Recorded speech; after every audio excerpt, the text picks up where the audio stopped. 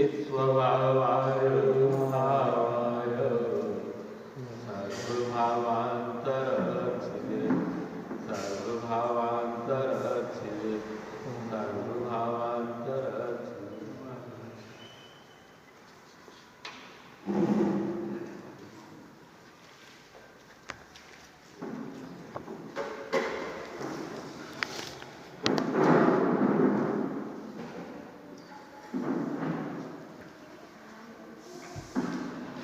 छाती क्रांति समय साल को प्राप्त होता है।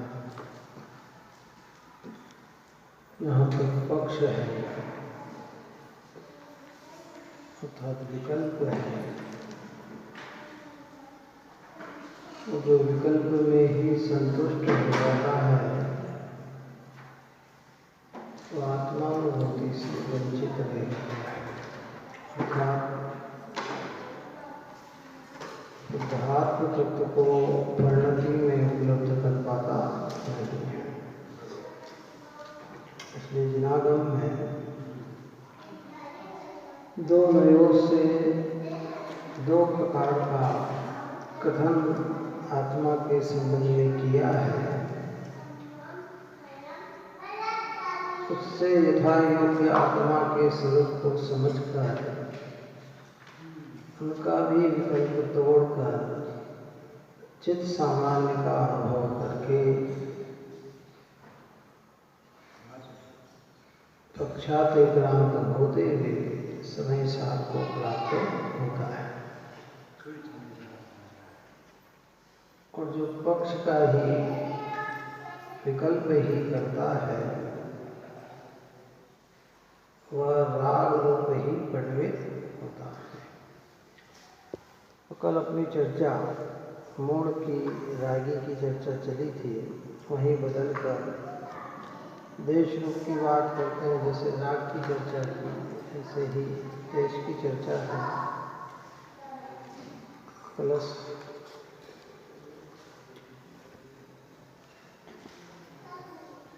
73 नंबर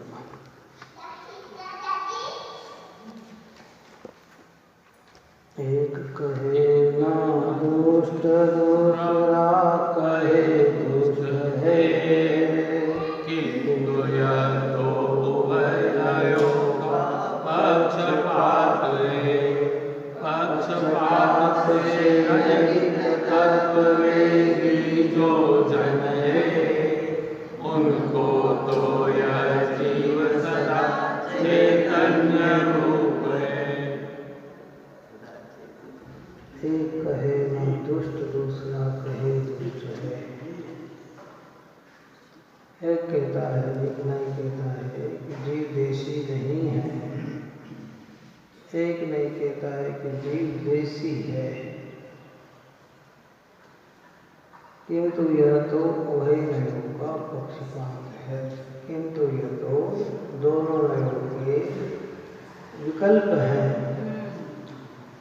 जो पक्षपात से रहित तत्ववेदी जो जन है, जो पक्षपात से रहित तत्व का वेदन करने वाला है, वस्तु के स्वरूप को जानने वाला है, उसको तो ये जीव सदा चैतन्य रूप है। कि उसको तो जीव कैसा लगता है, चैतन्य लगता है।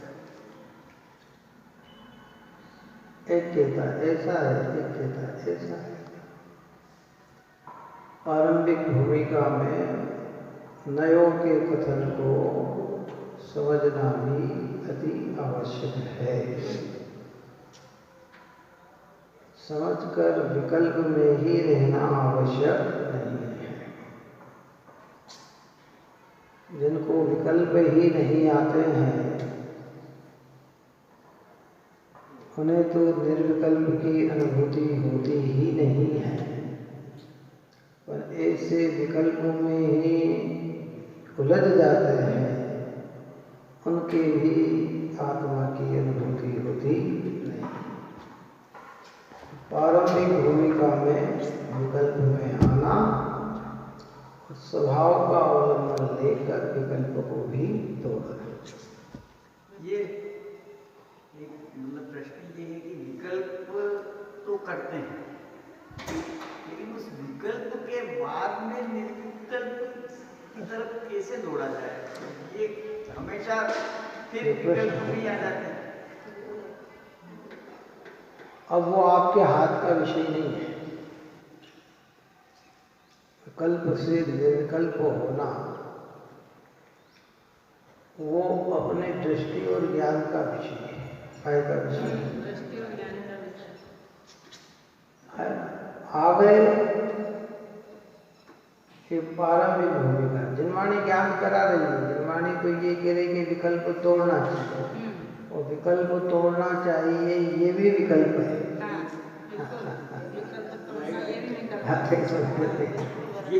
विकल्प न आए मुझे ये भी विकल्प है। बात समझ में आई? ऐसा विकल्प न आए ये भी विकल्प है। परंतु एक ऐसी साधना अंदर भीतर में तैयार हो जाती है कि फिर वो विकल्प टूट जाता है और निर्विकल्पता हो जाती है। यहाँ उन जीवों को बुद्धिपूर्वक समझाया जा रहा है कि जो विकल्प करके ही अपने को संतुष्टित महसूस कर लेते हैं कि बस मैं तो ऐसा, मैं तो ऐसा, मैं तो ऐसा, तो कहते हैं उनको समझाया जा रहा है कि ये विकल्प है। जो तत्व बेटा है वो तो चित्त सामान्य चित्त स्वरूप है। वो तो जो है सो है, अपना कहा ना,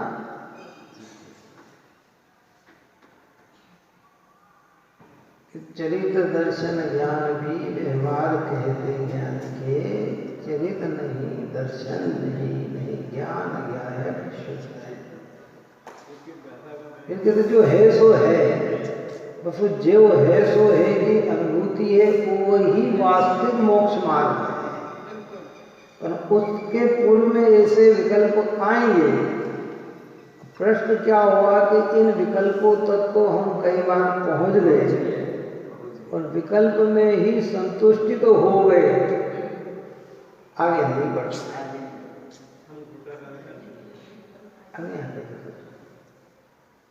जो विकल्प में न आएगा वो तो निर्विकल्प हो ही नहीं सकता।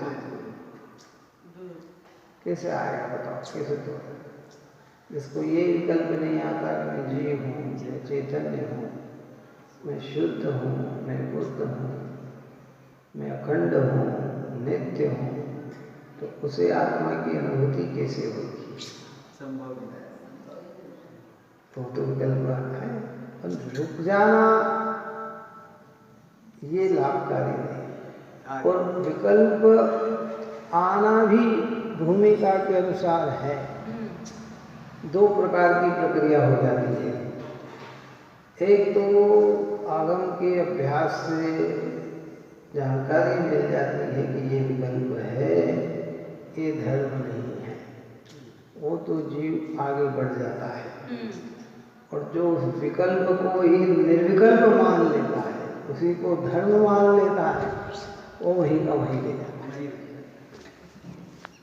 तो जिन्होंने विज्ञान करा रहा है कि भाई दुष्ट है, एक नहीं कहता आत्मा दुष्ट, अभी व्यवहार में इसे कथन किया जाएगा तो कहते भैया ये दुष्ट है, और निश्चय में इसे कथन किया जाएगा तो आत्मा तो दुष्ट है ही नहीं, वो तो दुष्ट है, उसमें तो दुष्टता है ही नहीं। आत्मा के स्वभाव में तो चैतन्य है, उसमें कहीं ये प्रकार का परिणाम नहीं है। जितनी भी प्रक्रिया है ये ऊपर तौर पे भीतर नहीं है, पर वो भीतर नहीं है, वो भी तो विकल्प है ना, वो निश्चय का पक्ष है ना। परंतु वैसी अनुभूति न हो तो वह भी विकल्प ही है।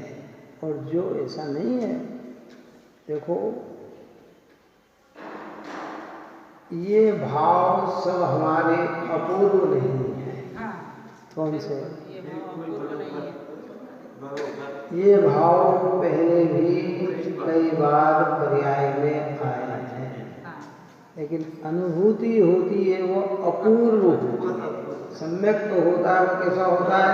वो अपूर्व होता है, पूर्व में नहीं हुआ विकल्प। इसलिए इस विकल्प को भी विराम दें। पक्ष नहीं पकड़ना, पक्षातिक्रांत होना, कि जो तत्ववेता है वह तो ये समझता है कि चित स्वरूप तो जीव चित स्वरूप ही है। समझ में आता है ना? छठी गाथा में क्या कहा? शुद्ध और अशुद्ध पर्याय से पार बताया। कैसा कहा?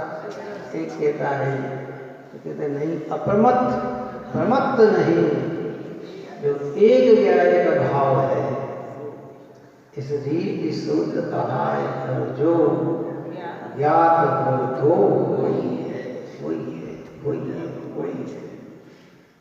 जो ज्ञात हो तो वही है, जो अनुभव में आ रहा है वो तो वही है। ये जो अनुभव में आ रहा है वो तो वही है, ये भी विकल्प है। और जब अनुभूति होती तो ये विकल्प भी नहीं होता है। अभिप्राय में विकल्प जो आनंद आ रहा है वो पकड़ में आता है कि ये आनंद विकल्प का। हाँ, ब्रह्म ये अभ्यास से, आगम अभ्यास से, भेद ज्ञान से हमारी स्थूल मूर्खता निकल जाती है। विकल्प राग का ही अंश है। का ही अंश है। अब राग के अंश में धर्म माने तो मिथ्या तो होगा कि क्या होगा? धर्म माने तो मिथ्या ही होगा। तो जो अभ्यास करता है उसके तो समझ में आता है कि विकल्प है, ये धर्म नहीं है, तो वो विकल्प भी एक न एक दिन टूटेगा।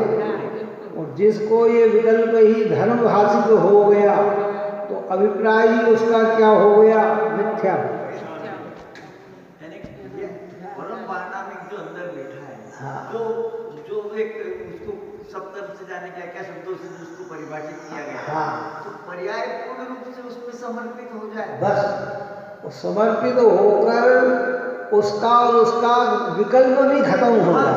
हाँ, पूर्ण रूप से बस वो एक क्षण के लिए होगी, एक सेकंड के लिए होगी, 10 सेकंड के लिए होगी, वही वास्तविक सम्यक की है। और उस आनंद का रस जब परिणति में आएगा तो फिर अपना पुरुषार्थ उसकी ओर बढ़ता चला जाएगा।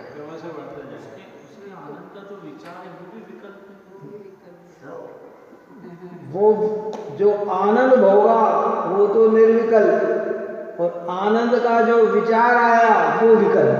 वो जो आनंद होगा वो अनुभव में बिना विकल्प के कैसे? बिना विकल्प की तो आएगा।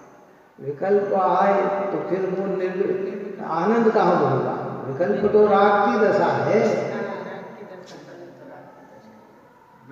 आनंद जब भोगते हैं ना तो विकल्प नहीं रहता है।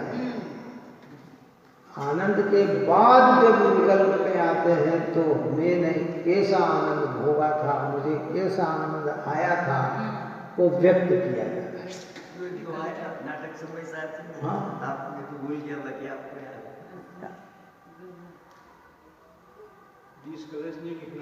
ऐसी अद्भुत बात है। ये हमारी भ्रमणा निर्णय है। विकल्प में आना अच्छा है, पर विकल्प में बने रहना अच्छा नहीं। अटक जाना। हाँ, वो अटक जाना, बने रहना। अभी तक क्या दशा बन रही है? पहले तो आए ही नहीं, आ गए तो हम इसमें ही संतुष्टि तो हो गए। मेरे को तो ये आत्मा का विचार बना रहता है, दूसरा कोई विचार ही नहीं आता। अच्छा है, पर वो विचार है कि अनुभूत है, बस इतनी बात। बढ़ना है तो वहां तक बढ़ना है कि जिसके आगे बढ़ना ना हो। बात समझ में आई? वहां तक बढ़ो। जब पूर्णता की बात करेंगे तो केवल ज्ञान, और पारंपरिकता की बात करेंगे तो सम्यक दर्शन।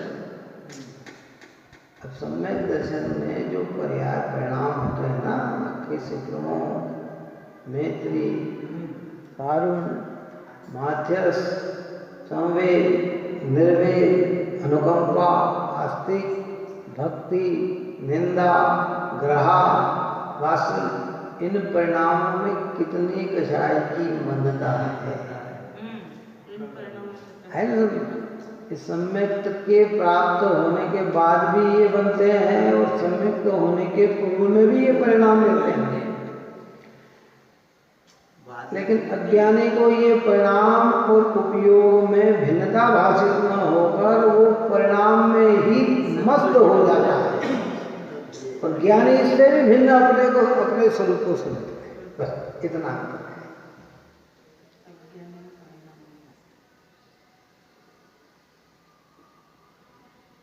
कई लोग होते हैं खाने का रस ले रहे हैं, कोई बात नहीं, अभी बात नहीं करना, अभी अपन बाद में बात करेंगे, पहले खा लें। कोई उससे स्वाद पूछे तो बाद में बात करें। जब उस समय वो पूरी लगन के साथ कहाँ जुड़ जाते हैं हो, फिर बाद में कहते हैं कि इसको यह स्वाद बहुत बढ़िया था, ये अच्छा था, क्या मज़ा था, उसमें अच्छा स्वाद आया, उसमें ये स्वाद, उसमें ये कमी थी, ये ज़्यादा थी। तो जब निर्विकल्प होना है तो सारे सबको भूलना होगा, किनको ज़्यादा कहे तो भैया देव शास्त्र गुरु भी दोनों हो जाते हैं। कौन? इसको देव शास्त्र गुरु का अभिनय नहीं, ये सम्मान है देव शास्त्र गुरु का। हाँ, या अपमान नहीं है। हाँ, अपमान तो तब हो जाता है कि हम देव शास्त्र गुरु को भूलकर विषयों में रत हो जाते हैं और आत्मा को भी भूल जाते हैं, तो भगवान का भी अपमान हो जाता है क्या। लेकिन जब उनको गौण करके अपने को मुख्य किया जाता है तो वो देव शास्त्र गुरु का भी महान सम्मान हो जाता है। वो सम्मान है, प्रभु का सम्मान है, ये अद्भुत प्रकार। वही कार्य तो कर रहे हैं जो वो अखंड रूप से कर रहे हैं। मूलचंद्राचार्य और कुंदपुराचार्य के अभिप्राय में एक ही परिणाम, क्योंकि उन्होंने निर्विकल्प स्वरूप का भोग किया, आनंद लिया, उन्हें अतीन्द्रिय आनंद प्रकट हुआ, तो उन्हें अतीन्द्रिय आनंद प्रकट होने के बीच में जो बाधाएं नजर आई थी, वो बाधा से हटकर अंदर गए थे। उस बाधा में आप और हम न फंसे, जगत के जीव न फंसे, संसारी जीव धर्म में भी लगे और वहाँ तक भी न पहुँच पाए, विकल्प में रुक जाए, उसके लिए इतने कलश की रचना की है कि तुम ये बात समझ लो कि आगम पढ़ोगे तो एक नहीं ये कहेगा, एक नहीं ये कहेगा, एक कहेगा बद्ध है, एक कहेगा अबद्ध है, एक कहेगा रागी है, एक कहेगा अरागी, एक कहेगा द्वेषी, एक कहेगा अद्वेषी, एक कहेगा कर्ता है, एक कहेगा अकर्ता है, एक कहेगा भोक्ता है, एक कहेगा अभोक्ता, कहेगा जीव है, एक कहेगा अजीव है। ऐसे सारे विकल्प विकल्प विकल्प होंगे, और तत्व की दृष्टि से देखोगे तो तत्व देखा तो चित स्वरूप, तो चित स्वरूप।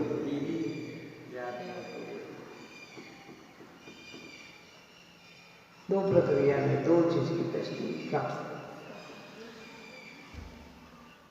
मैं आपके घर आया, पहली बार आपसे मुलाकात हुई, मेरी घर आया, आपने कहा ये खा लो, ये कर लो, ये कर लो, वो कर लो, ये कर लो। मैंने कहा नहीं खाना, हमारे तो खाना नहीं है।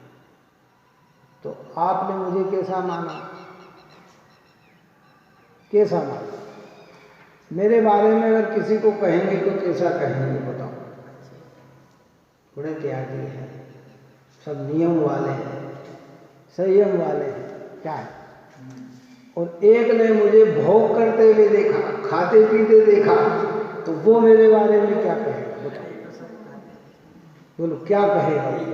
ये कहेगा एक ने ऐसा देखा, एक ने ऐसा देखा, और वस्तु स्वरूप मैं कैसा, क्या इस रूप के इस रूप, ये त्याग का पक्ष है, ये भोग का पक्ष है। और आत्मा कैसा है? तो पर्यायों में राग देखकर कोई रागी कहता है, क्या कहता है? मंत्र छाए देखकर कोई ये कहता है। तो यहाँ कहते हैं कि नहीं भाई, चित्त स्वरूप तो चित्त स्वरूप है, वह तो चैतन्य रूप है, वह त्रिकाल चैतन्य है। उस चैतन्य की अनुभूति का नाम ही सम्यक दर्शन है।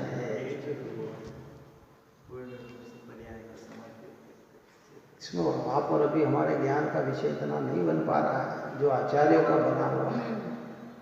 आज भी भारत के अंदर, भारत के भरत क्षेत्र के अंदर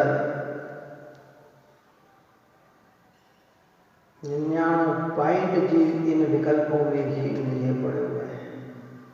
पहले तो विकल्प ही नहीं आ रहे, वो तो सब बाहर हो गए। कौन? जो अशुभ भाव, पापाचार, दुराचार, खोटाचार है, या जिनके देव शास्त्र गुरु का निर्णय नहीं है, वो तो सब यहाँ तक की भूमिका का उल्लंघन करके आते ही नहीं है। लेकिन जो उन भूमिका का भी उल्लंघन करके यहाँ आ गए, वो विकल्प में ही संतुष्ट होकर उन विकल्प को ही सम्यक दर्शन का नाम देकर आत्मानुभूति से वंचित रह जाते हैं। उनके लिए अमृतचंद्र आचार्य देव ने यह अद्भुत प्रकार के कलश की रचना की। जो उनको जो बाहर है उनकी बात, जो यहाँ है उन संख्या में 99%। हाँ, तो वही तो कह रहे हैं, उसी की बात बताए, तो वो तो बाहर ही हो गए ना। जिनको देव शास्त्र गुरु का ही निर्णय नहीं है, उन्हें आत्मानुभूति तो कैसे होगी? चलो बताओ, कैसे हो? देव शास्त्र गुरु के श्रद्धान को ही आत्मानुभूति मान ली, तो भी आत्मानुभूति कैसे हो? विषय तो थोड़ा गंभीर है, पर समझने लायक है, आनंद लायक। गुरुदेव श्री की इन बातों से ही तो जीव प्रभावित होकर चेतना को जगाया था। ये तो व्यवहार पक्ष में तो सभी लगे पड़े हुए थे। सही बात, क्या? बिल्कुल सही। और कौन कहे? मैं तो कह रहा हूँ कि कल कहा था ना, कभी अगर कंपाउंडर को डॉक्टर कहे तो वो क्यों कहेगा कि मुझे डॉक्टर मत कहो? बताओ, तो सुहावना लगता है। क्यों कहेगा? अगर हमारी ये छोटे छोटे विकल्प को आत्मानुभूति कहे जाए तो हम क्यों कहेंगे कि हमें अनुभूति नहीं हुई? चलो बताओ, हम तो यही मानेंगे ना, क्या मानेंगे? हैं? इसी को धर्म मानेंगे ना, यही कहेंगे अरे भाई धर्मात्मा, हमने मान लिया कि हम धर्मात्मा। सोचो, बहुत गहरी बात है। इन बातों में कितना गंभीर रहस्य पड़ा हुआ है। उन विकल्पों से ये विकल्प में आना, उन विकल्प में ही धर्म मानकर रुक मत जाना, बस सीधी सी बात है। इसलिए एक कहता है कि दुष्ट है, दूसरा कहता है दुष्ट नहीं। ये उभय नयों के पक्षपात हैं, ये दोनों नयों के पक्ष हैं। जो तत्ववेता होता है पक्षपात रहित तो होता है, वह तो चित्त स्वरूप ही है, ऐसा अनुभव करता है। हमें कैसा अनुभव करना? ऐसा नहीं करना। एक सोने की कोई वस्तु बनाई हो, जिसने सोना उसमें लगाया, प्योर सोना और प्योर सोने की चीज बनी हो। अब वो एक कहता ये है और दूसरा कहता ये है, उसको कोई दूसरा नाम देता हो। एक कह रहा बहुत सुंदर बनी और एक कह रहा कि अच्छी नहीं बनी, असुंदर बनी। अब जिसकी दृष्टि सोने पे है उसको तो क्या नुकसान और क्या फायदा? उसको क्या फायदा और क्या नुकसान? उसकी दृष्टि काय पे है? सोने पे है, वो सोने में। अब तुम सुंदर भी कहो तो उसको कोई, उसकी कीमत बढ़ने वाली नहीं है, और असुंदर भी कहो तो उसकी कीमत कोई घटने वाली नहीं। और वो मस्त है, उसमें कोई विकल्प नहीं। एक लड़ रहा है, झगड़ रहा है, एक कह रहा ये है, एक कह रहा ये है। चित्त स्वरूप तो चित्त स्वरूप है। बंधा भी कहो तो कोई तकलीफ नहीं, और खुला भी कहो तो कोई तकलीफ नहीं है। वो तो जो है सो है। रागी भी कहो या अरागी भी कहो, द्वेषी भी कहो या द्वेषी भी कहो, तो चित्त सामान्य तो चित्त सामान्य है। वो ज्ञान का विषय है, पर्याय में जान लेता हो कि इस दृष्टि से ऐसा काम, इस दृष्टि से ऐसा काम। अभ्यास करने का फायदा यही तो मिलता है। इस प्रकार की चर्चा यहाँ की। अब आगे कहते हैं 74 में, एक अकर्ता कहे दूसरा कर्ता कहता, किंतु यह तो वैनयों का पक्षपात है। पक्षपात से रहित तत्ववेदी जो जन है, उनको तो यह जीव सदा चैतन्य रूप है। एक नहीं कहता करता, दूसरा नहीं कहता अकर्ता। जब व्यवहार की चर्चा करेंगे तो कर्ता, और जब निश्चय नहीं की चर्चा करेंगे तो अकर्ता। और वस्तु स्वरूप के साथ वो तो जो है सो है। अब इसमें सब घटित कर दो। उभरना है, अपने को उभरना है। उभरने का मतलब है ऊपर चढ़ना है। मैंने कहा ना कि हम किसी के बोली पर, हम किसी की क्रिया पर बदलाव नहीं कर सकते हैं, लेकिन सत्य क्या है ये समझ सकते हैं। कोई राग में धर्म कहे तो हम रोक नहीं सकते हैं। कोई परद्रव्य की क्रिया का कर्ता कहे तो रोक नहीं सकते हैं। तो और कोई अकर्ता कहे, जहाँ कर्ता बनना हो वहाँ अकर्ता भी कहे तो हम भी उसे रोक नहीं सकते हैं, लेकिन समझ तो अपनी सच्ची कर सकते हैं। ये बात है। व्यवहार नहीं की बात कहेंगे तो कर्ता, अब उस व्यवहार नहीं में भी कितना कर्ता, संयोग का भी कर्ता कहा जाता है, इंद्रियों का भी कर्ता कहा जाता है, कर्मों का भी कर्ता कहा जाता है, राग का भी कर्ता कहा जाता है। और स्वभाव की दृष्टि से बात करें तो अकर्ता, और फिर कर्ता कहा जाता है तो निर्मल परिणामों का कर्ता। लेकिन ये सब विकल्प है। मतलब भैया ये जो अभी जो शुरू में जो चर्चा अपन ने की है, अपन ने की है, यही की है पिछली गाथाओं में कि अज्ञान दिशा में हम इसके करता नहीं, ज्ञान दिशा में इसके करता, यहाँ पे उससे भी उठकर अनुभूति, उससे भी उठकर वहाँ लाए गए, अब यहाँ इससे भी आगे बढ़ाए गए। आगे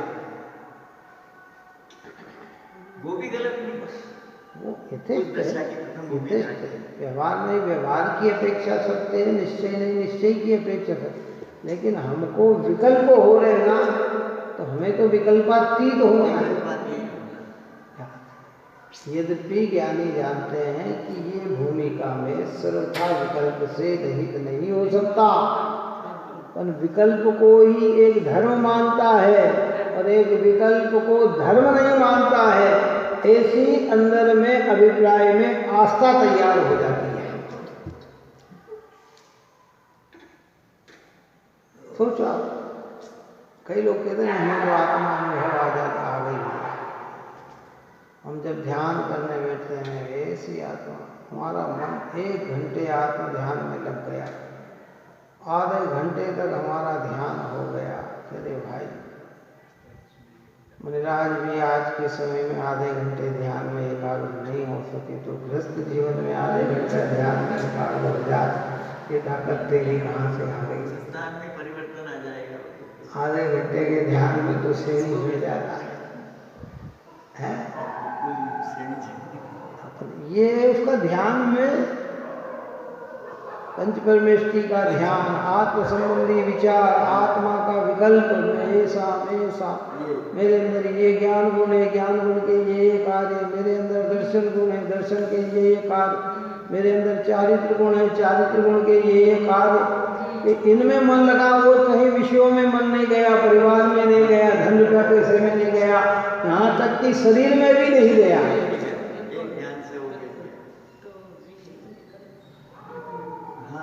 उसे भ्रम कैसा हो गया तो मैंने आत्मा, और वो ध्यान काय का था, राग था। आत्मा का विकल्प भी हो सकता है। आत्मा विकल्प भी है ना, ये आत्मा का चिंतन आत्मा का ही है ना। और ये हमारी भ्रमणा मिटा देती। भी 12वें गुण स्थान का अभी तो पहले ख्यात की दशा की चर्चा चल रही है, 12वां गुण स्थान कहाँ आ गया? तो आगे की बात है, ज्ञानियों की बात है। अभी तो अपने को आत्मानुभूति की बात करता है। सम्यक दृष्टि किए धर्मी जीवों के भी शुद्धता और अशुद्धता दोनों एक समय की पर्याय में चलती है। एक कषाय के अभाव जितनी शुद्धता तो दूसरी कषाय के उदय में अशुद्धता है। 3 कषाय के अभाव में मुनिराज को हम कहते हैं कि वो दिगंबर संत। 3 कषाय के अभाव जितनी वीतरागता और संजलन कषाय के उदय में रागता कितनी है। तो राग का स्वाद है दुख और वीतरागता का स्वाद है आनंद। एक समय में 2 चीज हो सकता है। तो एक समय में 2 चीज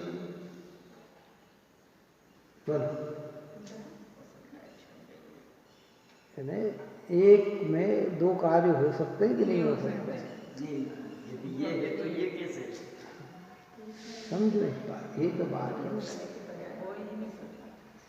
वो विकल्प दशा का आनंद उसकी जगह है, वो एक समय का विकल्प में दुख है और कषाय के अभाव जितना सुख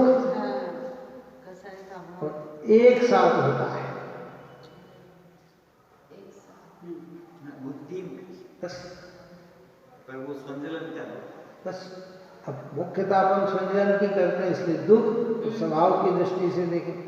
मुनिराज को कितना ही राग आए, वो आप और हमारे जैसे दुखी नहीं हो सकते। बात समझ में आए? पंचम स्थान वाले को कैसे ही राग आए, वो हमारे जैसा दुखी नहीं हो सकता। उसके 2 कषाय जितनी निर्मलता तो बनी हुई है। बात समझ में आई है? परिणति सम्यक दृष्टि एक कषाय का सोच विचार, मतलब वो तो उसका दुख नहीं है।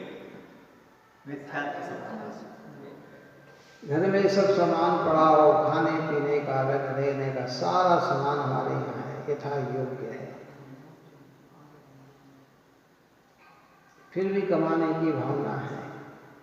क्या है? फिर भी आने जाने की भावना है। आने जाने की भावना है, वो क्या है? दुख कमाने की। लेकिन कितनी शांति है?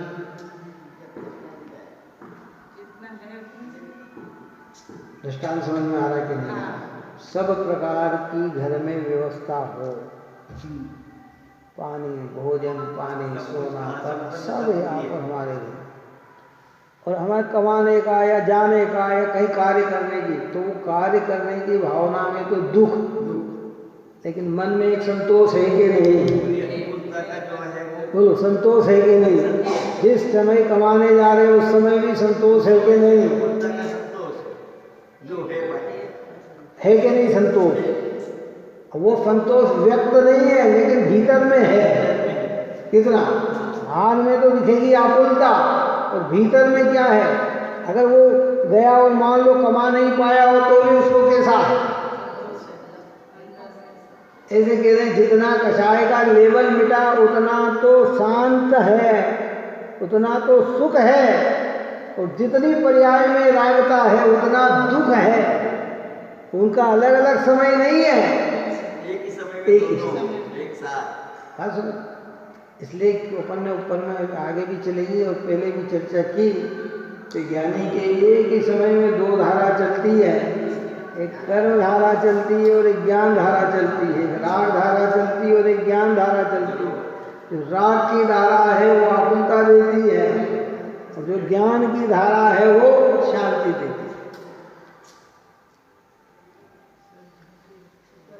तो कितना असंतोष है हमें, चलो बताओ। बाहर का असंतोष है, ज्ञानियों की दशा ऐसी होती है। अज्ञानी को इन चीजों की खबर ही नहीं है, वो तो पूरा आकुलित है, पूरा क्योंकि उसे कोई चीज उपलब्धि नहीं हुई ना। हमें कोई चीज उपलब्धि नहीं हुई है, इसलिए हम पूरे आकुलित हैं। कितना अब बाहर में कमाने खाने की भी चिंता और रहने की भी व्यवस्था नहीं, घर में कुछ है भी नहीं, तो वो पूरी तरह से आकुलित है। कितनी तरफ से आकुलित है वो पूरी तरफ से आकुलित है। ऐसे एक भी कषाय का अभाव नहीं हुआ है और दिन रात लाग देश में लगा पड़ा हुआ है, तो वो आप और हम कैसे हैं? पूरी तरह से आकुलित है। हमारे भीतर में कोई शांति नहीं है। शांति की शुरुआत ही सम्यक दर्शन से होती है, आत्मानुभूति से होती है। अगर आत्मानुभूति नहीं है तो सुख की प्राप्ति हमें हुई नहीं। इसलिए एक नहीं कहता कर्ता, दूसरा नहीं कहता अकर्ता। जो तत्ववेता होता है तो जो कहता है चित स्वरूप तो चित स्वरूप है। मैं तो जैसा हूँ किन के लिए बात कह रहे हैं कि जो विकल्प करके संतुष्ट हो जाते हैं, विकल्प को ही धर्म नाम देने लग जाते हैं, उनको आचार्य भगवंत ने यहाँ संबोधन दिया। तो क्या साहब हम विकल्प नहीं करें? नहीं, कैसे करेगा? विकल्प तो आए बिना रहेगा।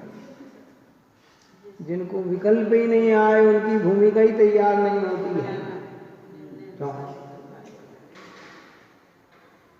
और विकल्प ही आते रहे तो देखो दो बात है।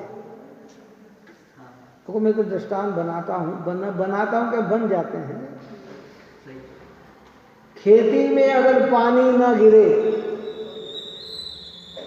तो बिजवारा पैदा ना हो, और गिरता ही रहे तो भी बिजवारा पैदा ना हो। वो भी विकल्प तो विकल्प। बात समझ में आई? दृष्टांत क्या समझ में आया? चलो ये सोयाबीन क्या समझ आया? क्या कई लोगों ने बीज पानी ना गिरे में बीज बो दे तो क्या उगेगा? है? और बीज बो दिया और पानी गिरता ही रहे, सलन आज बीज बोया और 10 दिन सलन पानी गिर गया, तो चलो फिर पानी होगा कि गिरे भी सही और बंद भी हो। पानी आए भी और बंद भी हो तो क्या होता है? खिल के आ जाते हैं। ऐसे विकल्प में आना भी और विकल्प का रुक जाना भी आत्मानुभूति दे देता है। अब कोई कहते नहीं रहा हम तो हमें विकल्प नहीं करना, आत्मा के विकल्प नहीं करना, विकल्प में अनुभूति नहीं है तो हमें विकल्प नहीं करना, कि तो विकल्प में आएगा ही नहीं तो तेरी अनुभूति होगी कैसे? और कोई विकल्प में ही रुक जाता है कि जब आपने विकल्प कहा तो हम तो विकल्प ही करते रहे।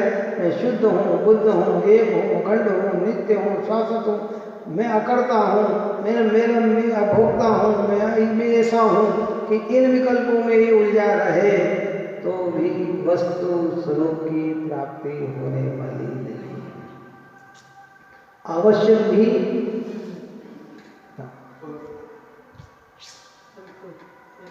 उसका मतलब आत्मा समझ में आ गई। अब आत्मा का मतलब कठिन है बात। बोल ही नहीं सकते। अपन तो क्या है, अनादिकाल के मोही जीव है ना, ध्रुवत्व को स्वीकार नहीं करके पर्याय में ही मग्न हुए जा रहे हैं। इसलिए ये बात हमें भीतर से रुचती नहीं है, और रुचेगी भी तो वो जो हमारे मन के अनुरूप हो। भगवान हमारे मन के अनुरूप। आदमी आज का जीवन ऐसा जी रहा है कि उसको जो अच्छा लगे वो धर्म। भगवान क्या कह रहे हैं? वो धर्म नहीं, उसको जो अच्छा लगे वो धर्म। उसने जो माना सो धर्म।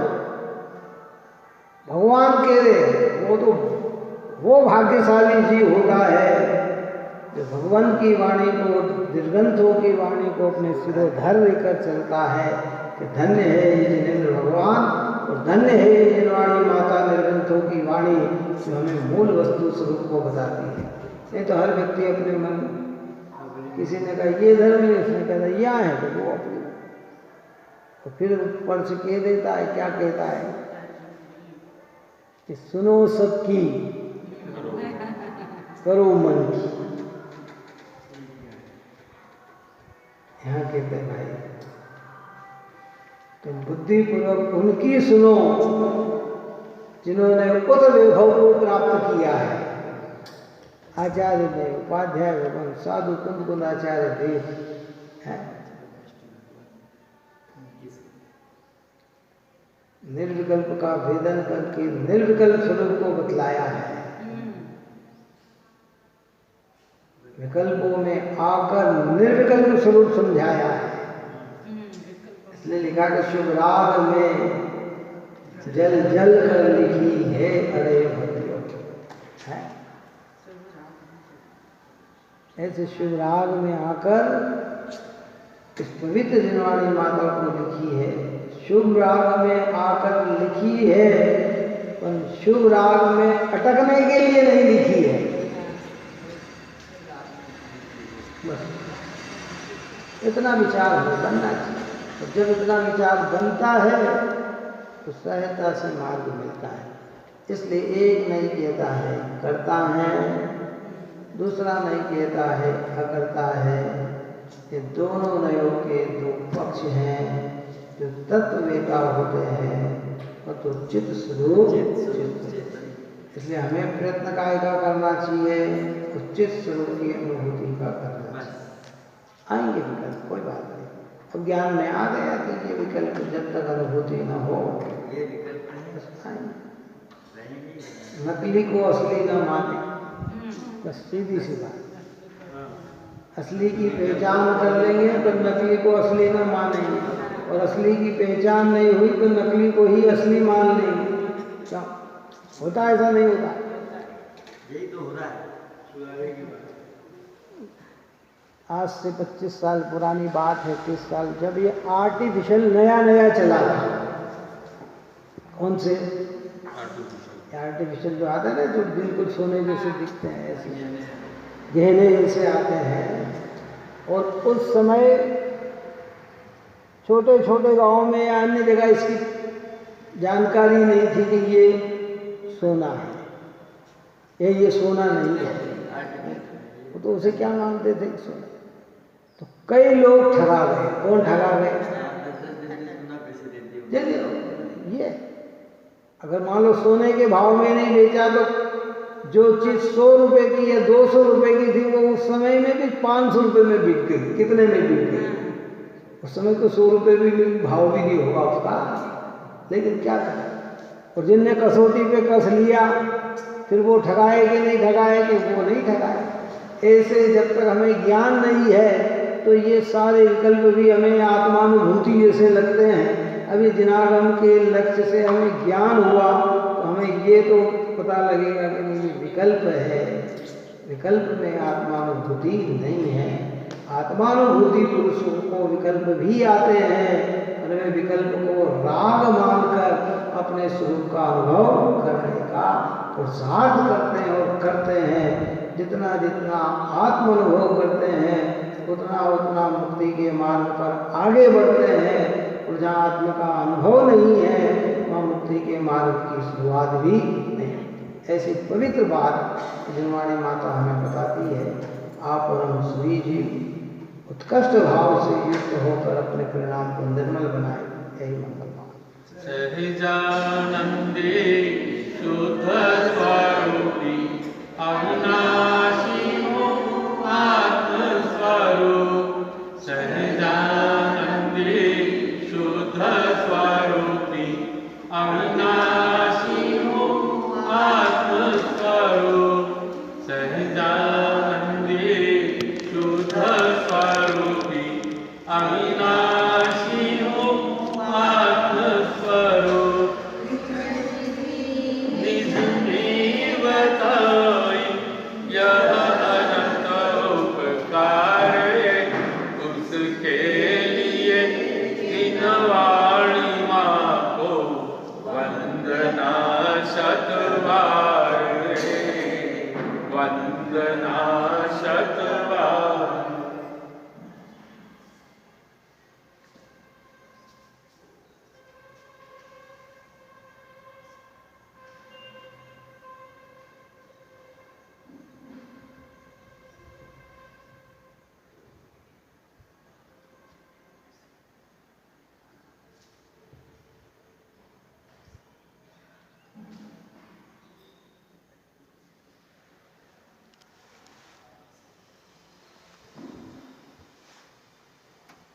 जावा